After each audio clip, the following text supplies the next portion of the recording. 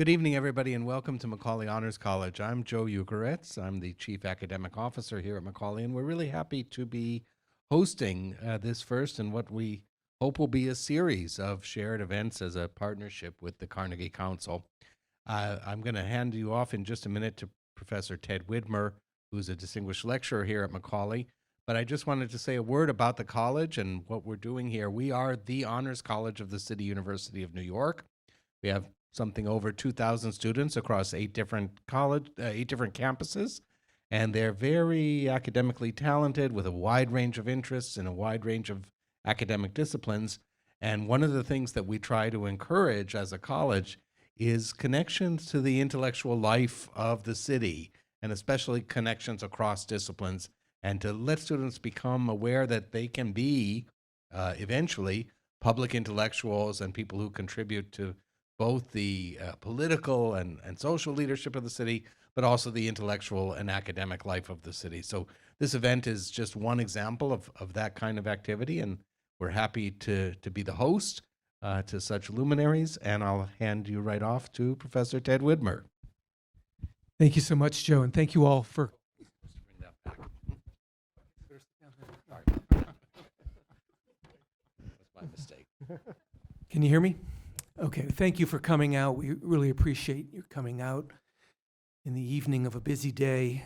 Welcome to this panel, which is called 100 Years After Versailles. And I'm personally really happy about this event because I represent 2 out of the 3 hosting organizations. As Joe said, I'm a distinguished lecturer here at Macaulay. I'm also a fellow at the Carnegie Council for Ethics and International Affairs. I've been a fellow there for about 5 years, but I've been a friend of the president, Joel Rosenthal's, for about 20 years, and he sends his regrets. He can't be with us tonight, but he certainly supports what we're all doing tonight, and I want to thank also the BARD Globalization and International Affairs program, which is another co-sponsor. The genesis of this event really goes back about 6 months ago when I was thinking about the anniversary. We're going through a number of anniversaries of the very turbulent years, 1918 and 1919. And I had merely done a single essay in the New York Times about the armistice of November 11th, 1918. And that was the end of a story, of course. But as I thought about it some more, I realized how much lay in the year to come, in the year 1919. And I wrote a note to the editor who had edited me, who's a historian who loves getting history into the pages of the New York Times.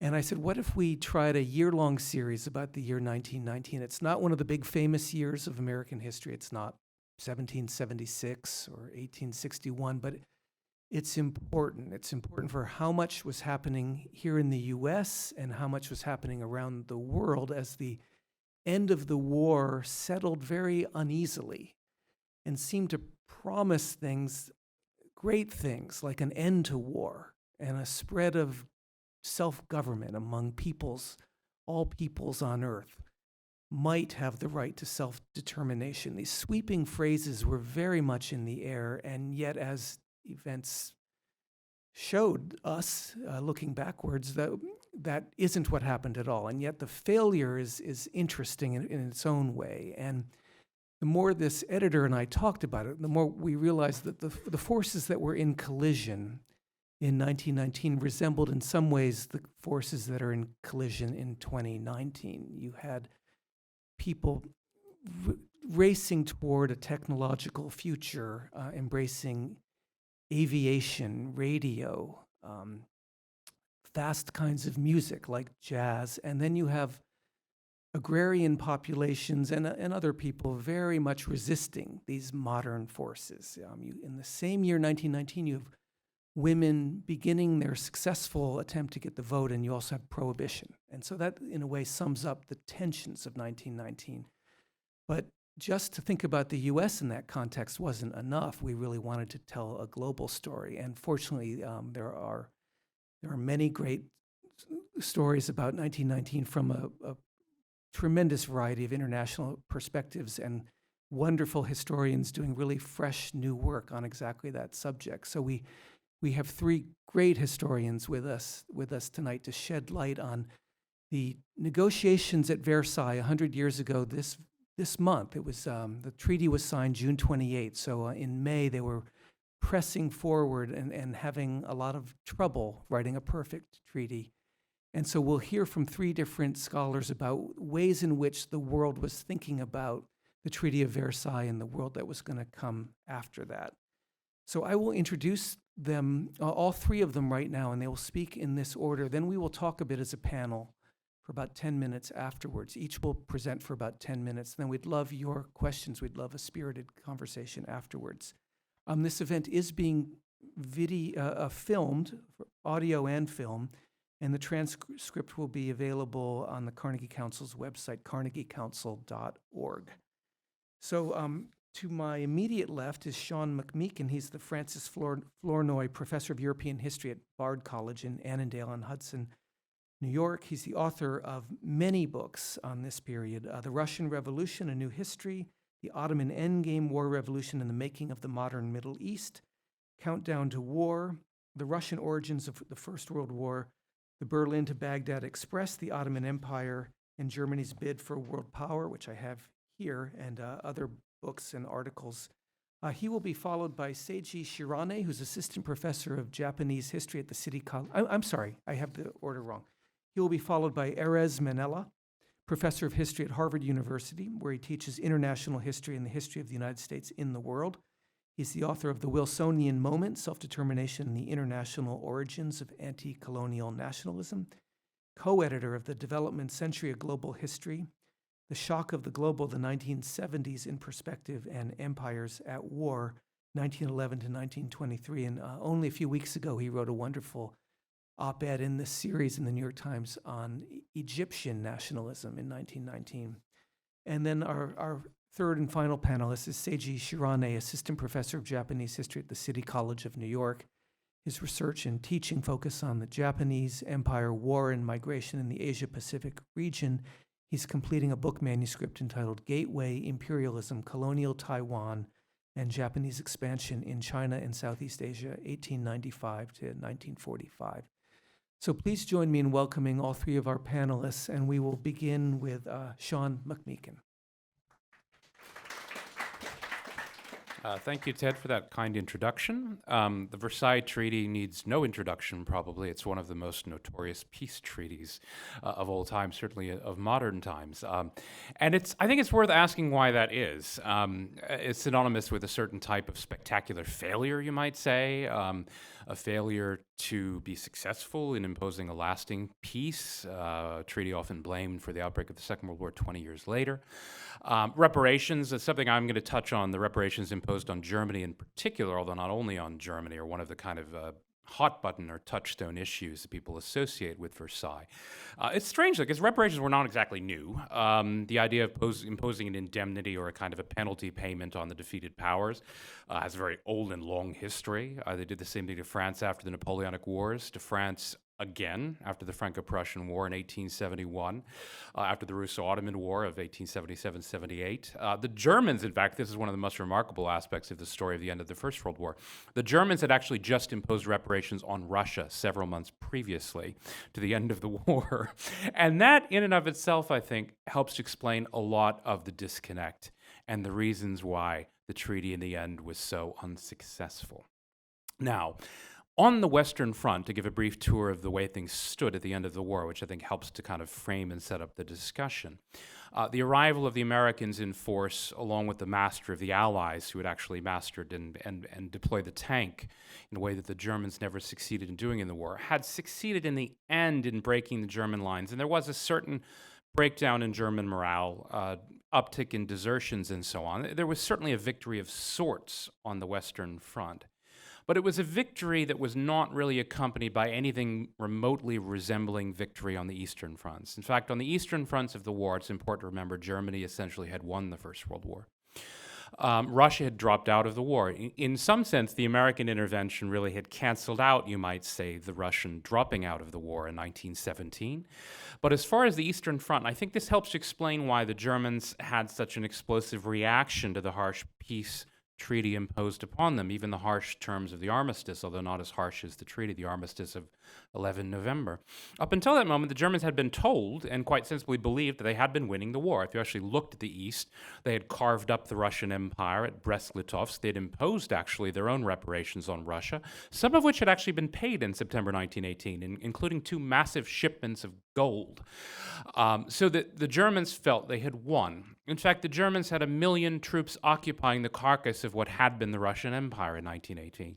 They had 600,000 troops in Ukraine alone. Now, it's true that those troops were not necessarily front-line battalions. A lot of them were what the Germans called Landsturm, or kind of slightly older troops, a lot of them men in their 40s who weren't really seen as fit for front-line duty. But the fact remains that the Germans had essentially won the war in the East. Their allies had won as well. Their allies had also imposed their own terms at Brest-Litovsk, including the Ottomans. In fact, one of the odder tidbits of the end of the war that I'm always quite fond of shocking people with, when the war ended, there were actually Ottoman troops occupying Baku on the Caspian Sea. And there was actually a detachment of Ottoman troops who had wheeled north along the Caspian and occupied the Dagestani capital of Machachkala, as it was then called. I say that simply because I like saying the word, Machachkala. So they were a little bit like those eponymous Japanese troops at the end of the Second World War who had been bypassed in the island hopping. Someone had to come and tell them that the war was over. And in fact, you've lost, even though you've actually gone far into enemy territory. The Germans in 1918 hadn't just occupied Ukraine. There was actually a kind of early echelon in expeditionary detachment, which made it as far as the Volga, to a town then called Tsaritsyn, which you might better know by its World War II appellation as Stalingrad. So you wonder where somebody like Adolf Hitler got his ideas about Lebensraum in the East from. There it is on the map in 1918. So the Germans didn't really feel entirely like they had been defeated. They had, in fact. I mean, if you actually look at what happens on the fronts, they had lost. There was a generalized collapse both on the west and even to some extent in the southeast, where the Macedonian front had collapsed.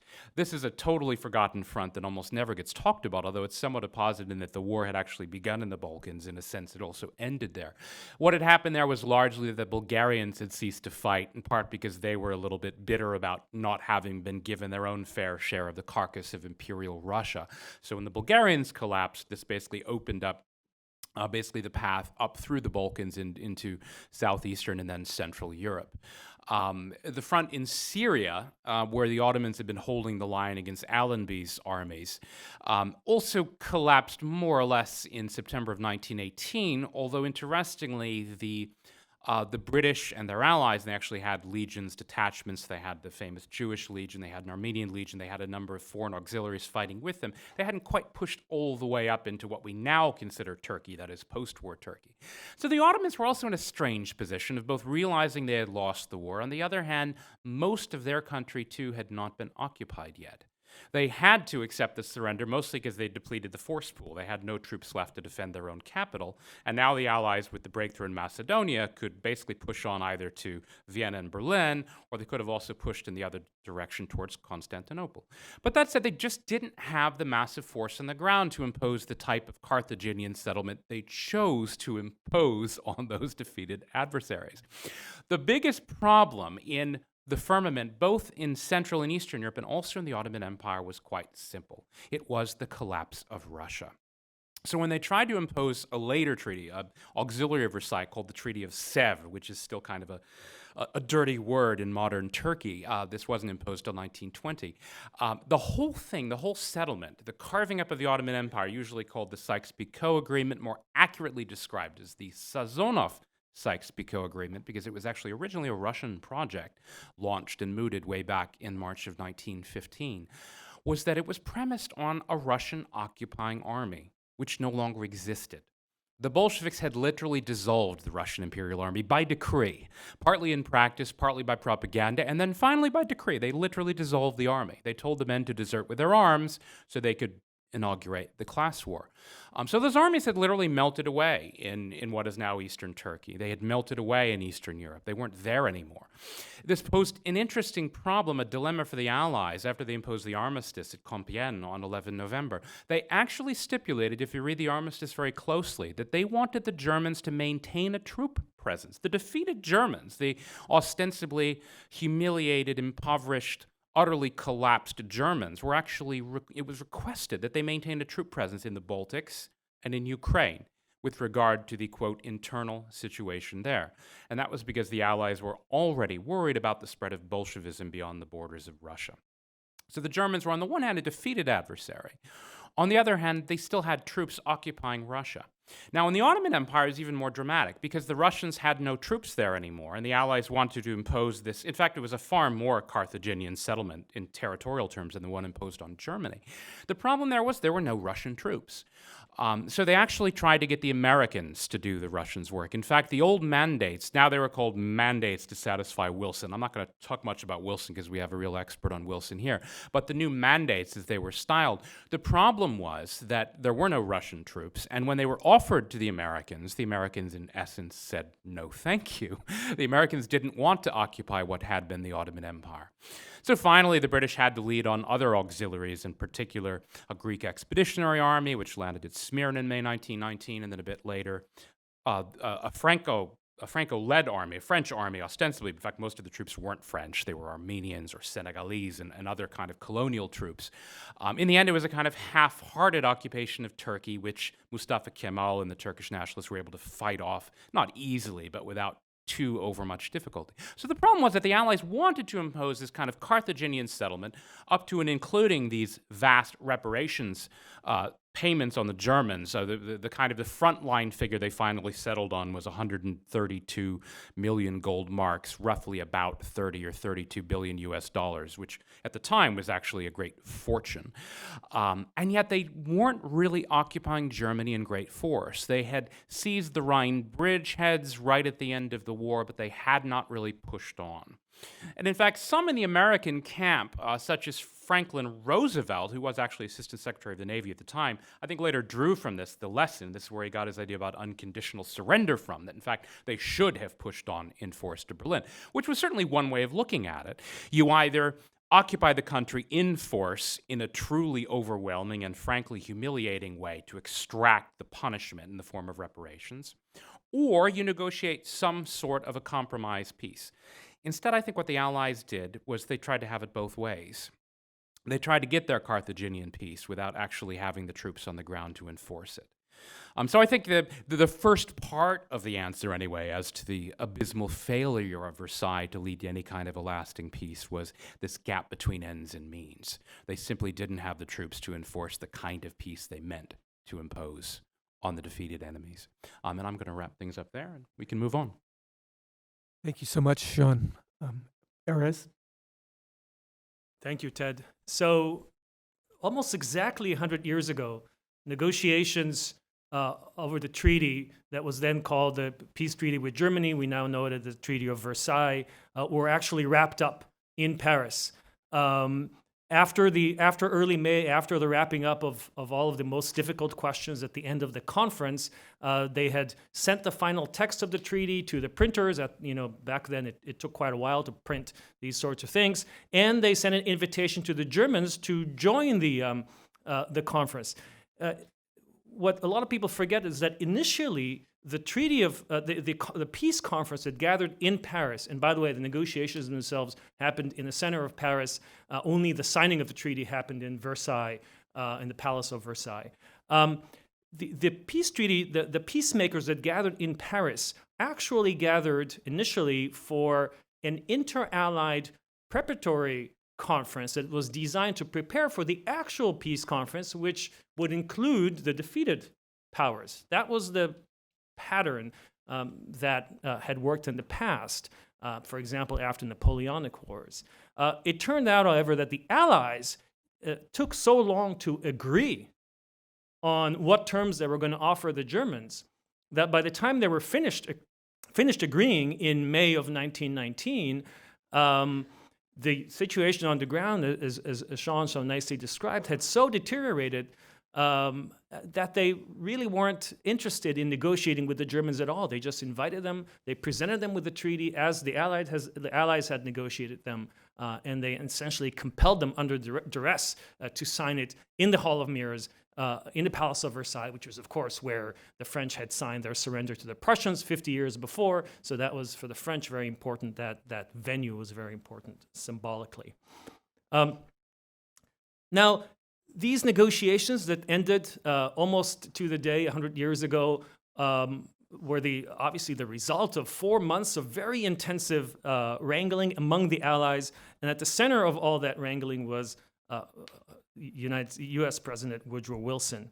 Now, Wilson had arrived in Europe in late December, around Christmas of 1918, so he left the United States shortly after the armistice. He had about 3 or 4 weeks to spend before the actual negotiations began. So he did a kind of victory tour in Britain, going all the way up to Scotland, in France, being greeted like a conquering hero in Paris, in Italy, same thing in Rome and other Italian cities. And so by the time he got to the actual peace negotiations in Paris in January of 1919, he was, I have to imagine, pretty pumped up about what he could do with all of this great reception that he received in Europe.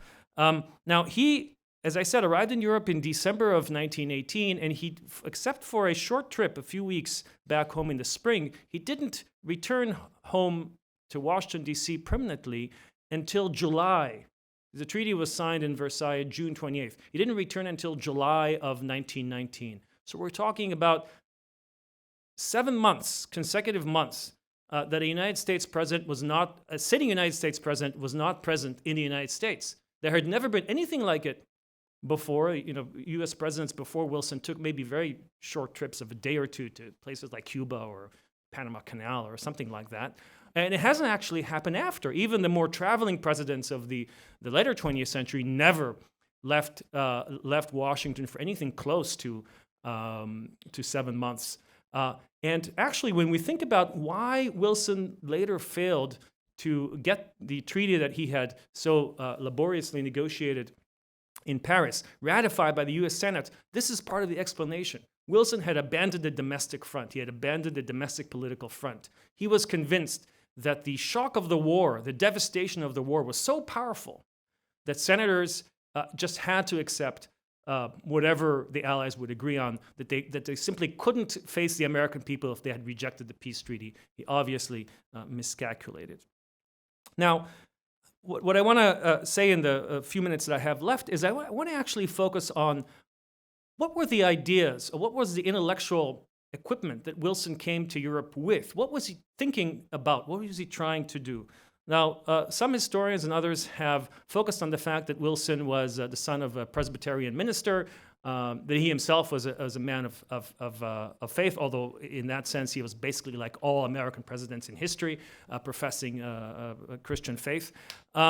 And sort of think that say that he saw himself as a Messiah, that he saw himself as somebody on a quasi-religious mission. I actually think that that's wrong. I think much more important to note about Wilson, besides the fact that he was son of a Presbyterian minister and himself a professing Christian, was to note that in which again he was completely not unusual among American presidents, was to note the thing that he in fact was unusual among presidents and indeed unique, which is Wilson had a PhD in history, right? Like some of us here on stage. No other president in American history, either before Wilson or after Wilson, had a PhD. Some had a JD, law degrees, and so on and so forth. Some other stuff. I think George W. Bush had an MBA, if I'm not mistaken. But none had PhDs. So Wilson was an intellectual. Wilson had an analysis of the historical moment in which he lived through, in which he was a leader. It was an analysis that predated actually the war, but I think was deepened in some sense or made more urgent in his view by the war. And I want, since I only have a few minutes, I want to give you really quickly a sense of what his analysis was and how he carried it to Paris. So Wilson, remember, came of age, as it were, in the latter decades of the 19th century, and the first decades of the 20th century. He was a child and a teenager during the U.S. Civil War, but he became an adult and a professor and then president of Princeton at the time when the United States and the world were undergoing unprecedented transformations, which we now call modernity or we call globalization. Right? In his lifetime, he saw the spread of technologies like the steam engine, which revolutionized production, the telegraph, which revolutionized communications, and the automobile, which revolutionized transportation, besides electric lights and all the rest of it. So he was very conscious of living through an age of unprecedented technological and economic change. He also saw massive immigration into the United States. In the late 19th and early 20th century, you had more U.S. people living in the U.S. who were foreign-born than in any time before or since. So he was very, very conscious of this massive movement of people around the world and specifically in the United States. You had processes like industrialization and urbanization that were rapidly accelerating during his time, during those decades that he was a professor and a university administrator. He was president of Princeton for 10 years before he became governor of New Jersey for 2, and then president of the United States. And so all of these things were really shaping his sense of the historical moment. And the war, in his view, fit into that analysis. So how did it fit into that analysis? Well, very quickly, in his view, all of these transformations that we might call modernity, all of these economic, technological, demographic transformations led, we call it the Gilded Age, to a unhealthy concentration of power in the hands of the few. Unhealthy concentration of power, rising inequality. Wilson saw these trends as anti-democratic. That is to say, power, in his view, had become, in his lifetime, less accountable. And he saw it as his mission to make power more accountable. Now, why? Not because it was the right thing to do morally, although also because of that, but because in his analysis, unaccountable power, once it goes beyond a certain tipping point, leads inevitably to revolution. Because those who are being oppressed, after a certain turning point, rise up, okay? And when he saw the revolutions in his time, those that preceded the Bolshevik Revolution, for example, the Mexican Revolution of 1910, which happened not long when he was just becoming governor of New Jersey, not long before he became president. The Chinese Revolution, the Republican Revolution, not the communist one, that swept away the last dynasty, in 1911, also happened as he was coming into the presidency. Disorder in the United States, labor uprisings, the assassination of President McKinley, also in Wilson's adult lifetime, by a professed anarchist, and generally the sense that anarchism was spreading in the United States. All of these things he saw as the results or a response, inevitable responses, historically speaking, to the unaccountable concentration of power. And this analysis, which was first developed in a domestic U.S. context, he also took internationally, because once the war began and he started figuring out what was going on, he said, okay, we have the Russian Tsar and we have the German Kaiser. They are representatives of unaccountable power. That's why they're so aggressive and they're doing this war. And that is going to lead to anarchy and possibly revolution. In fact, he was right. It did lead to revolution, both in Russia and in Germany. The one in Germany was suppressed, but that's a different story. And so his solution, by the way, both domestically and internationally, was to try to reconstruct or reform political arrangements in such a way as to make power more accountable. In a domestic context, that had to do with progressive era, what we think of as progressive era reforms. In an international context, that was his idea behind sort of his negotiating position in Paris. The League of Nations was the central construct that was designed to make power in the international arena more accountable, and so reduce the chance of revolution and anarchy. That is to say, to replace reform with, or to replace revolution with reform. Now, in this sense, Wilson's analysis had a lot in common with Lenin's analysis, because Lenin had a similar sort of analysis. The difference between them is that Lenin saw only two options: either you have oppression and imperialism, or you have revolution. There's no in between. And Wilson was going for the in-between. He thought that there was an option to reform international affairs in a way that would both lessen autocracy, as he called it, that was a term that he used, but also stave off revolution. And that was the design. Now, of course, we know that in many ways, as Shawn already mentioned, the treaty was a failure. I would argue, actually, that it's interesting in that context to focus on the things that the treaty left behind that we can call them failure or success, but stuck. One of those things, or some of those things, include the borders of many places in Eastern Europe and in the Middle East. Now, you look at maps of these regions, and many of the lines drawn there have their origins in the Versailles Treaty and the other treaties that Shawn was mentioning before. But the other thing is a certain approach toward international affairs as a institutionalized and collaborative endeavor. So the League of Nations fails to prevent the Second World War, but then it doesn't disappear. It morphs into the United Nations. The United Nations is basically a revised version, very slightly revised. If a student submitted the United Nations as a paper after having submitted the League of Nations, I would probably fail them for plagiarism. Slightly revised.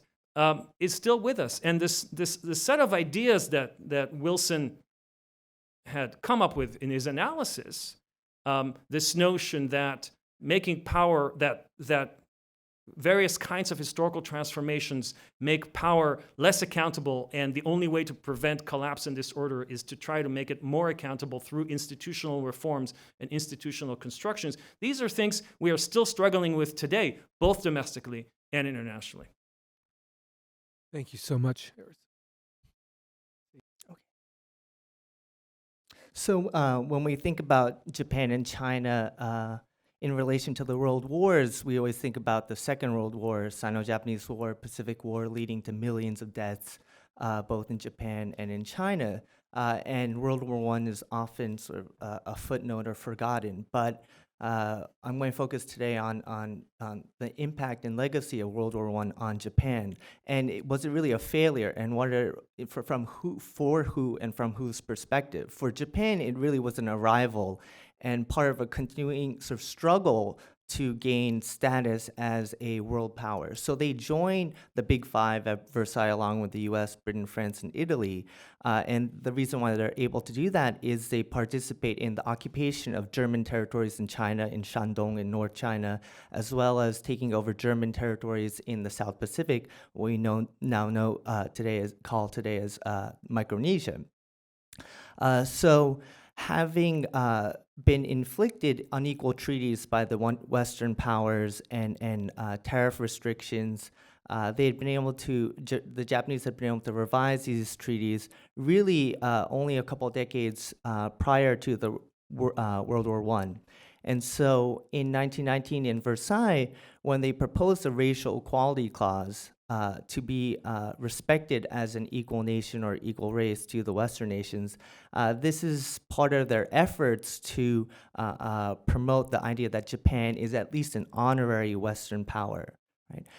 They had been experiencing anti-immigration laws in California, Canada, the British Dominions in Australia and New Zealand, and then in California you have alien land laws in the 1910s as well. So a lot of it is about saving face and trying to make the League acceptable to the Japanese public. And in fact, this racial equality clause, when it was voted on by the League committee in April 1919, 7 out of the 11 powers, including China, which is protesting Japanese imperialism in China, they approve this racial equality clause, but Wilson rejects it because on the claim that he needed a unanimous vote. So what's the legacy? Japan loses out on including a racial equality clause, but in many ways they can point to 1919 in the 1920s and 30s as they further expand into China and then later in Southeast Asia of how the US and Western powers are very hypocritical in their moral principles and international relations, and it becomes fuel for this Pan-Asian order that Japan needs to liberate the rest of Asia from Western dominance. and that they can point to 1919 to show sort of how the League of Nations was founded on just principles.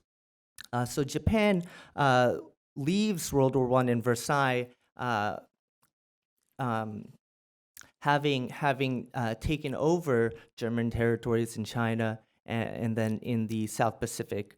And so in many ways, their status as a real imperial power is recognized by their Western allies. Now for China, like Japan, they had joined the Allied powers later in 1917 by sending Chinese laborers to the French war front, roughly 140,000.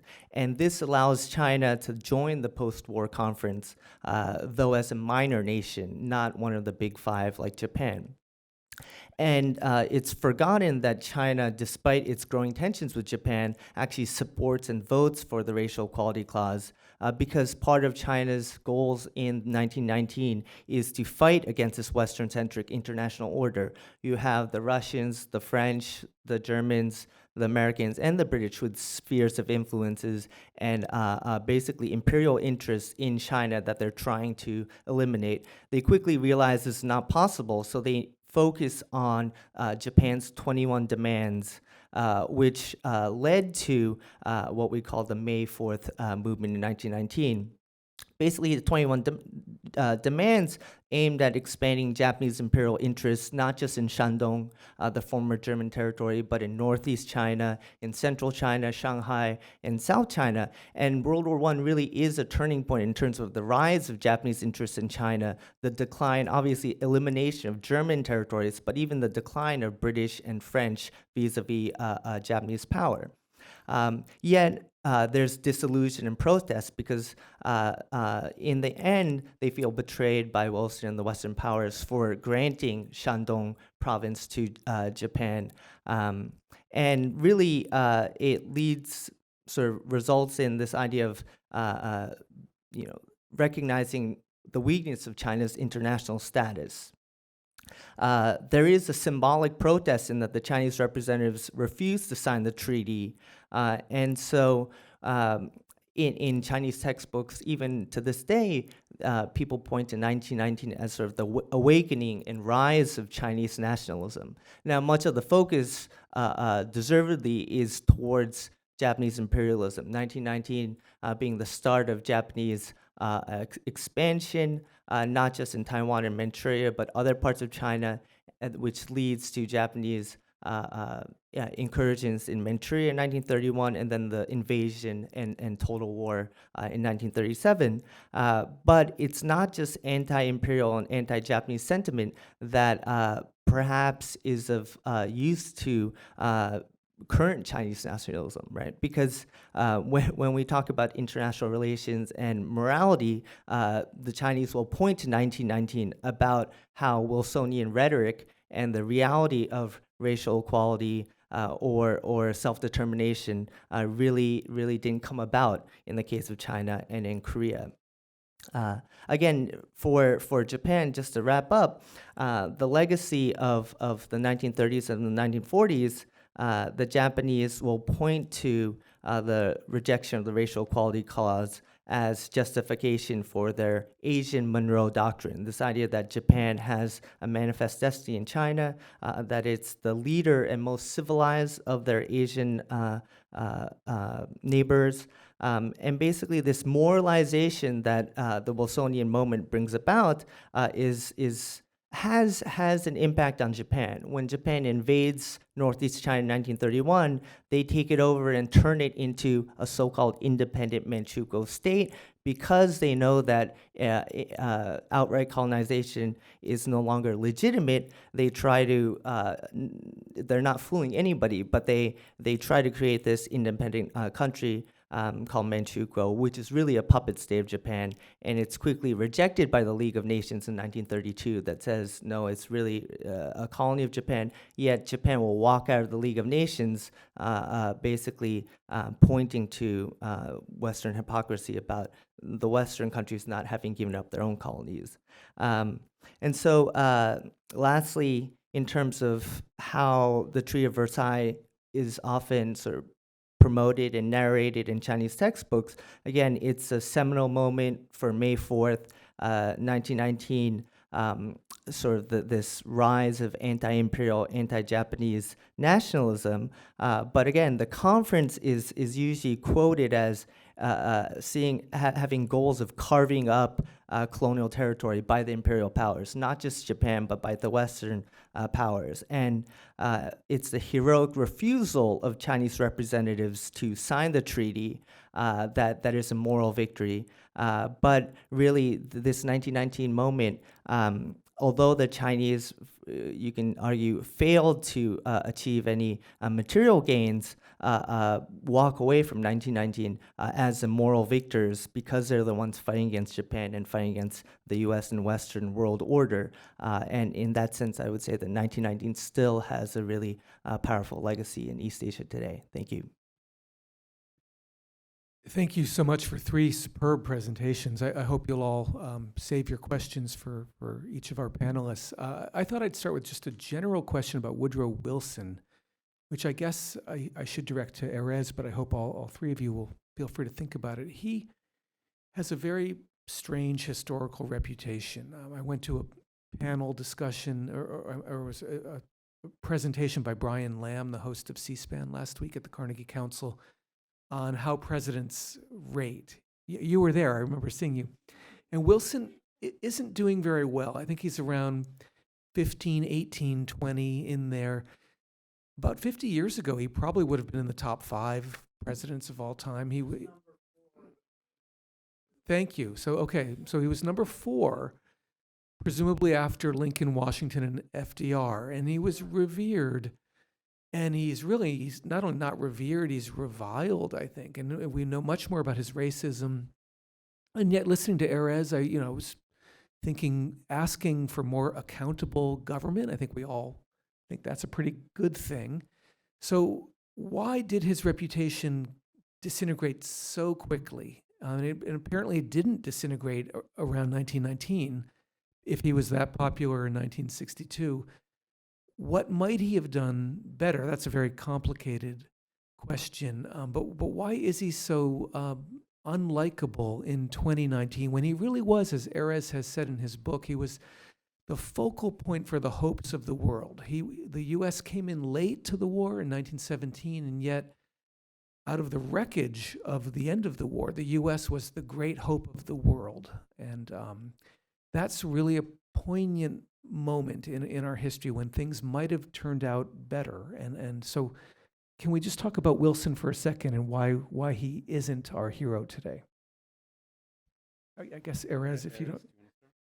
Yeah, I'll be quick about it. First of all, I'll just mention that FDR, as many of you know, was as a young man in the Wilson administration. He was Assistant Secretary of the Navy in the Wilson administration. So he was actually involved in the World War I efforts and in the negotiations afterwards in a professional capacity.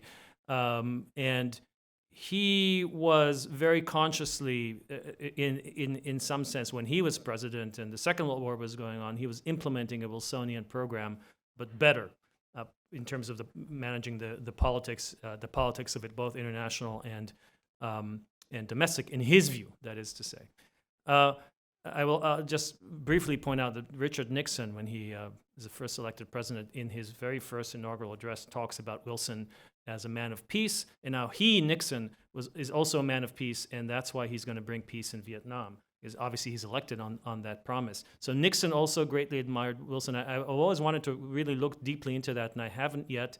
But I will note that Nixon was very influenced by his mother.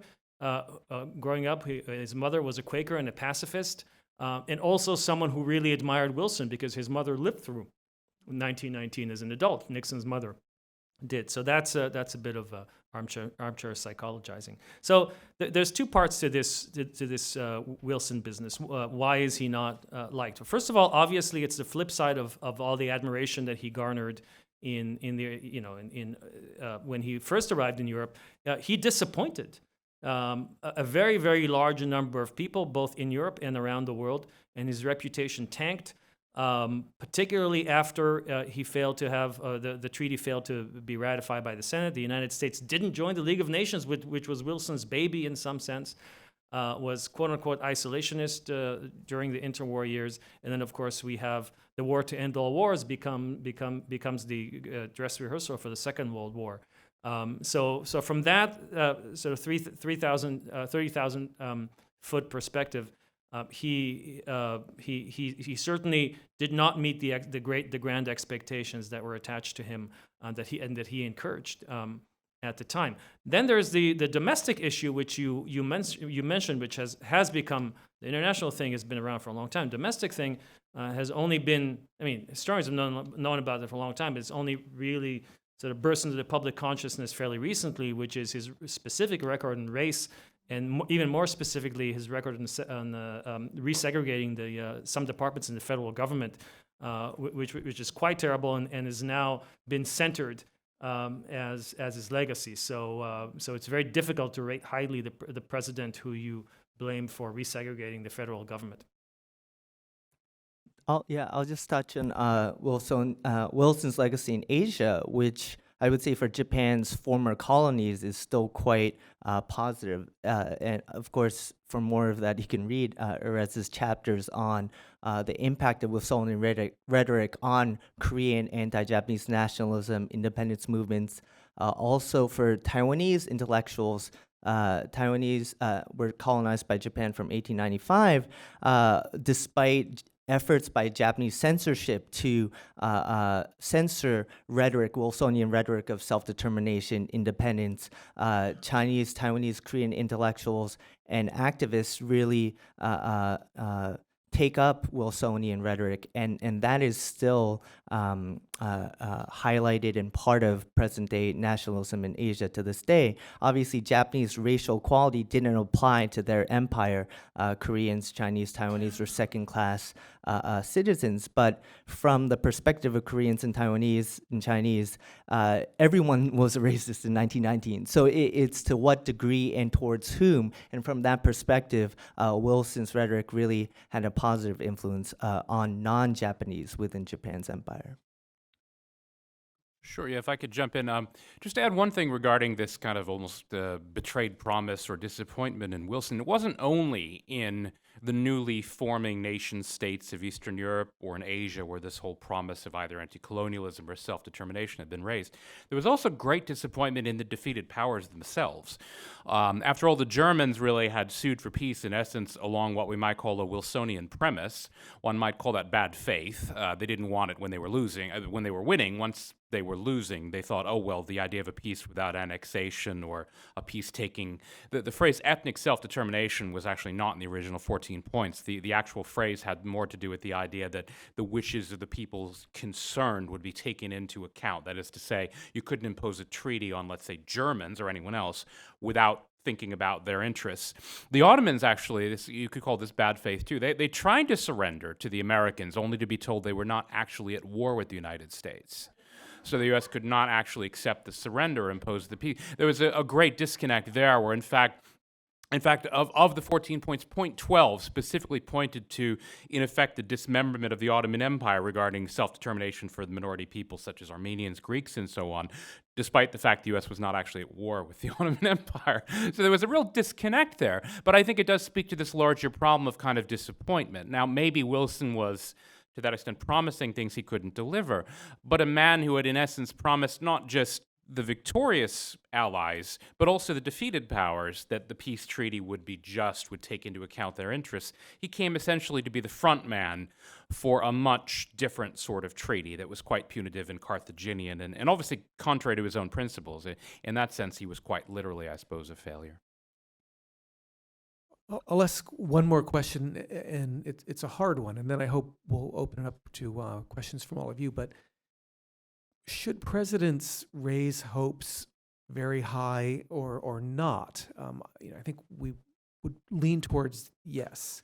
We expect our presidents to lead us in moral and idealistic ways as well as to be wise geopolitical strategists. And we heard a lot about the gritty reality on the ground in 1919. I appreciate how much you enlightened us on those subjects. But something was working for Wilson. He talked about things no global leader had ever really dared to talk about. I mean, certainly no one who'd lasted very long at the head of a European country had talked about the right of the people to elect their leaders. I mean, the French Revolution had tried to say that. It didn't last that long. And the rights of small countries, very important point that Wilson kept talking about. Freedom of the seas, which our ally England didn't care for very much. And he was articulating a vision of a moral order. And that, as Aris just said, seemed to be all the more reason for people to really hate him afterwards, because it failed so obviously. And I'm thinking a lot about current events right now. Also, we had a president who obviously seemed to stand for moral principles between 2009 and 2017, and now that's much less a part of U.S. foreign policy. And what do we want? Do we want elevated expectations that we have trouble living up to? Do we want just cold realism? Wilson's failure, I think, is a sobering reminder of the peril in a president trying to raise expectations too high. So perhaps you could comment on that. Should I start? Yeah, go ahead. Again? Okay. So I go back to this notion of analysis and program rather than promise. I mean, it was never phrased as, I promise you that this is going to happen. It was more phrased as, this is a situation, it's really dire, it's really revolutionary, and the war proves it. And unless we do something very radical, that was the idea, but nevertheless, reformist rather than revolutionary, we're going to have things falling apart, which is precisely what Yates wrote immediately as this was happening. So I think actually his analysis was not wrong. It was not unique to him, by the way. As I said, it was shared by Lenin. It was shared by many others. And it turned out that he didn't succeed in staving off the revolution, the revolutions that he wanted to stave off. Obviously, the Russian Revolution, which started in 1917, but really succeeded and entrenched itself after the end of the war. And in some sense, the United States saves the Bolshevik Revolution, because had the Treaty of Brest-Litovsk stayed in place, one could argue that the Bolshevik Revolution would not have survived. And it's the defeat of Germany, which is the result of the American entry into the war, that reverses or vitiates the Treaty of Brest-Litovsk and allows the Bolsheviks to consolidate. But that's beside the point. The programs that the fascists in Italy come to power with, and then the National Socialists in Germany, are also revolutionary programs, and are also programs that speak to people who feel that power is not accountable to them, and they're looking for breaking to destroy the existing order and to make power as they see it accountable. And I think there's a lesson here. I think obviously Wilson failed to put together the solution that he wanted to put together, but I think his analysis is quite illuminating, including for the present day. Well, if I could jump in, first of all, I wholeheartedly agree with Aris's analysis of the impact of the U.S. intervention, unintended consequences, rather than, in effect, making the world safe for democracy. We made it safe for communism. That said, I will give Wilson this. There is much that is attractive about his vision in 1919. I think, again, it's this problem of the gap between, if we're talking about statesmanship, the gap between ends and means. I'll give you an example regarding the Ottoman Empire. Largely on Wilson's urging, or at least to placate Wilson, Lloyd George and Clemenceau actually agreed to send a fact-finding mission, in essence a kind of the equivalent of almost like a roving Gallup poll led by two Americans, the King-Crane Commission, now largely forgotten today, to canvass public opinion and see what the people actually thought in the region. It won't surprise you to learn that very few of them wanted to be ruled by Britain and France. To the extent they had any favorable views of any Western power, it was the United States, but that was kind of largely vague, and because these were two Americans, probably they're just kind of telling them what they want to hear. But that said, the basic snapshot was, no, we don't really want to be ruled by European powers. It was, of course, shelved and largely forgotten. However, the interesting what if here is that had Wilson decided that the U.S. did want to impose a juster sort of peace treaty, which did take more into account the wishes of the peoples concerned, their desire for accountable, or at the very least, more locally responsive governance, this would have actually required some sort of a troop commitment. That is to say, the U.S. probably would have had to taken up some of the mandates for the Middle East, which in the end the U.S. did not do. Or let's say in Eastern Europe or in Russia, the U.S. did intervene half-heartedly in the Russian Civil War. U.S. troops saw virtually no combat, depending on how exactly you define combat. Now, I'm not saying it was a good thing necessarily for the U.S. to make a massive troop commitment to Russia. But if the U.S. had wanted to shape the outcome there, then probably some sort of military commitment would have been desirable. The same thing goes for Europe writ large, where the U.S. in essence mobilizes an army of 4 million, and that's why everyone thinks Wilson is all-powerful. Also because of the financial leverage, because the U.S. has become the banker, or the broker, or the financier of the Allied coalition. The U.S. does have leverage, it does have power, but then if essentially it demobilizes, and the troops, nearly all of them, came home. So that in the end, the power, the leverage to impose some sort of a juster, more sensible, more sensitive, might even be a better word, peace settlement, would have necessarily had to have been premised on a U.S. troop commitment. You might say that both Roosevelt and even to a greater extent Truman, I think, learned that lesson after the Second World War, where they decided if they did want to shape the world order more to the liking of American principles, they actually did have to make a really broad and frankly expensive security commitment. Yeah, I'll just add, even sort of the high-minded ideals of spreading liberal democratic values around the world in 1919, there's some lessons to be taken away from that. The mandate system of covering up and redistributing German territory and the Ottoman Empire as Class A, B, C mandates, and Japan receives Micronesia as a Class C mandate, this idea that Wilson says, well, depending on the level of civilization, right, are they civilized enough to be self-determined?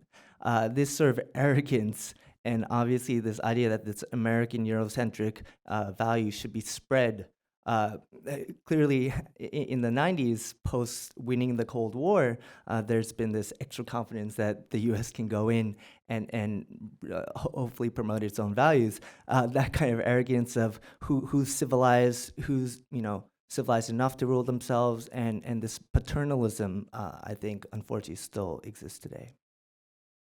Thank you so much. We now would welcome your questions. If you could come up to the microphone, and please limit yourself to one question. It's much easier for us to answer that way. And if you could, please, absolutely. Oh, great. Thank you, Terrence. Usually we identify ourselves first. Yes, please. Ernestine Bradley in the New School. I, of course, was very interested and found the different presentations fascinating. However, I had hoped that we would also be enlightened on the legacy. This is the 100th anniversary. And in my opinion, we are still laboring under the mismanagement of the Versailles Peace Treaty.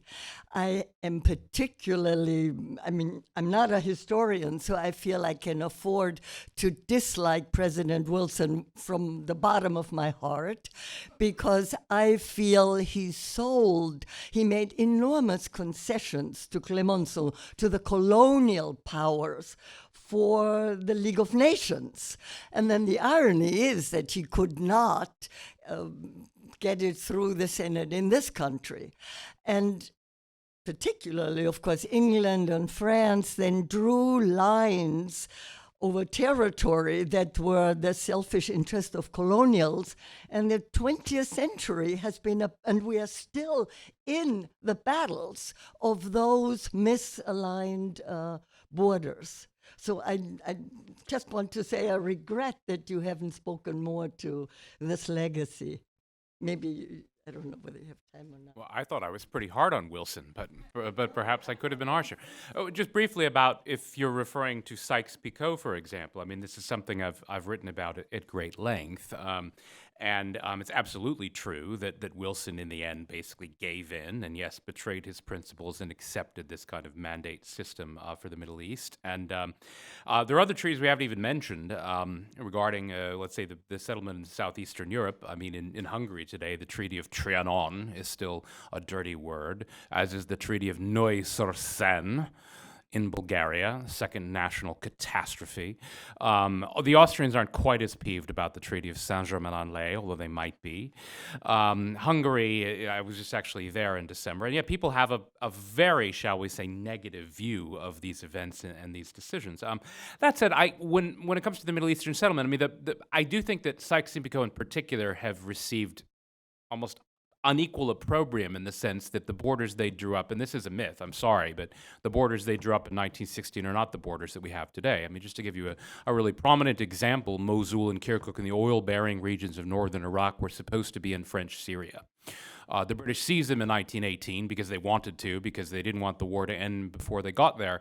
The point being, I'm not to defend the action of either France or Britain, but to say that in the end, in fact, it wasn't really the decisions made by the diplomats that mattered. In the end, it actually was worked out on the ground, largely by armed force. In the end, the French actually had to go in and invade Syria to make their claim. In the end, the Turks and the Greeks and the Armenians and various groups had to fight over the carcass of the Ottoman Empire, and the borders were largely determined by the balance of force on the ground. So that while the diplomats certainly bear a lot of the blame, and Wilson obviously was a great disappointment, that said, I do think that the settlement that was eventually worked out was largely worked out by main force on the ground, as opposed to by these treaties in Paris, most of which didn't actually last very long.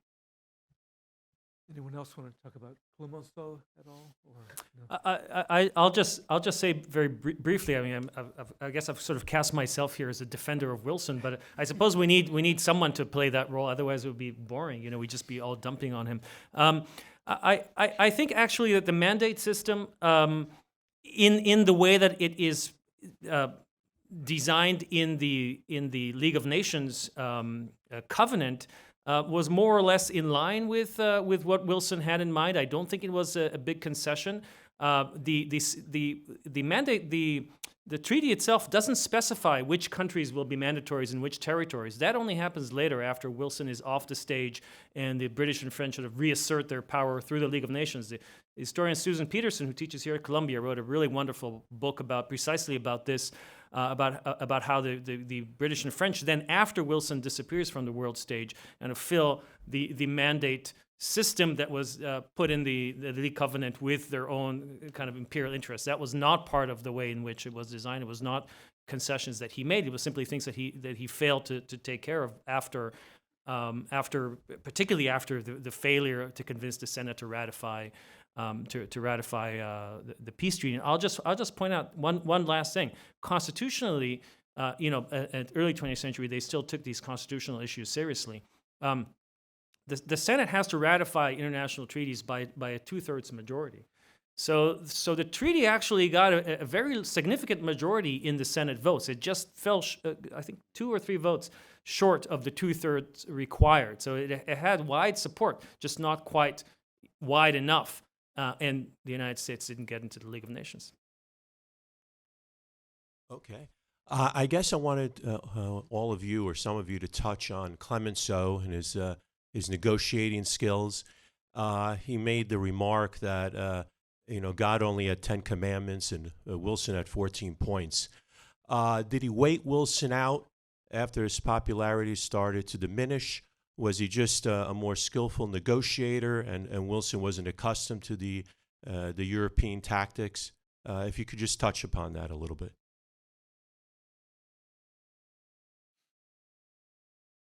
I know actually more about how Lloyd George was able to outfox Wilson specifically on Middle Eastern questions. I mean, Clemenceau himself, I mean, the thing is, we shouldn't always put the British and French in exactly the same camp. Clemenceau himself was actually up against some pretty stout British opposition at the beginning regarding something like the Middle Eastern settlement. If you're talking about reparations, then yes, absolutely. They simply waited out Wilson until, I think by the end, he was just sort of collapsing.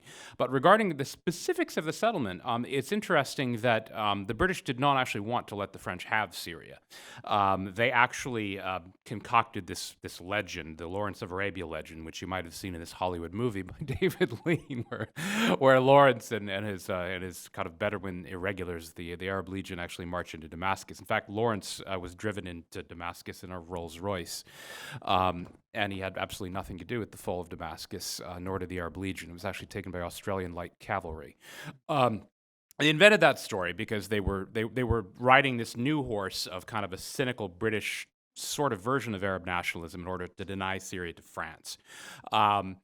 The way Wilson was manipulated, I think, somewhat more seriously, though, was that, again, because his principles, attractive as they were easily manipulated, so that at the end of April 1919, to get into the kind of the nitty-gritty of this, and this is, again, it's more Lloyd George than Clemenceau, but Clemenceau certainly had a hand in this.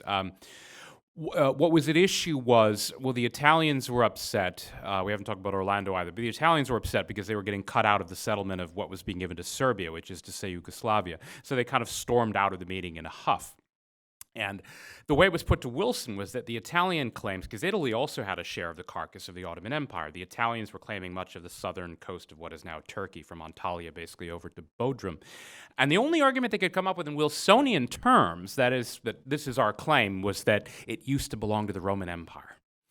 Okay, which was several millennia old.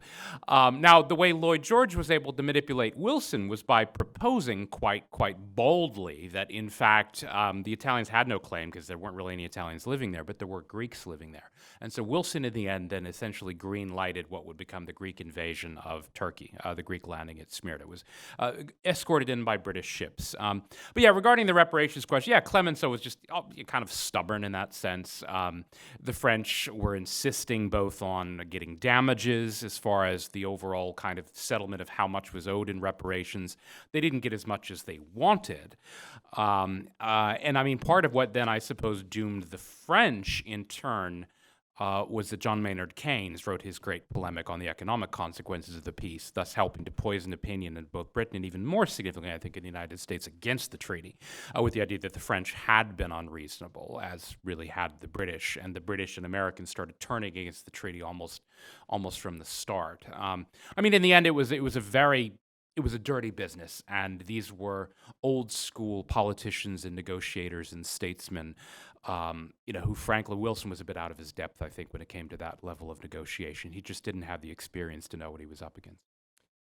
So, can I make a quick comment on that? Yes, and then I think we should have one more question after that. And then So that was, I guess, the George Maynard Keynes position of Wilson as a kind of out of his depth.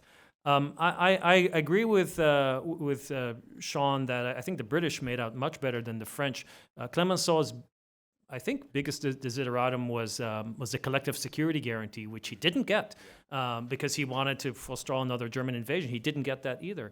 The British made out much better. They got the choicest territories. They got each of their dominions, the Canadians, Australians, New Zealanders, admitted as separate members into the Peace Conference and then into the League of Nations.